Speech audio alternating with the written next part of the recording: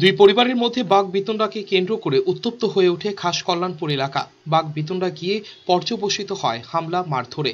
Police এসে ঘটনা নিয়ন্ত্রণে আনে। উভয় পক্ষ থেকে থানায় মামলা করা হয় একে অপরের বিরুদ্ধে। উভয় পক্ষে আহত ৩ জন বর্তমানে কল্যাণপুর হাসপাতালে চিকিৎসাধীন। জানা গেছে, এলাকার অনুপ দত্তের পরিবার এবং প্রবেশ দাসের পরিবারের মধ্যে কয়েকদিন ধরেই বাদানুবাদ চলছিল বিভিন্ন বিষয়ে। শনিবার সেটি চূড়ান্ত রূপ নেয়। একবার গেছিলাম, আমি আইতাছি আর আমার তো এমনি অসুখ, আমার আক্তা অফিসে দাইয়া বাইরে আমার তুলদাল নিয়ে আর বাড়িতে নিয়ে আমার মারছে এমনি পেন্দা বুন্দা দিয়া। কে মারছে?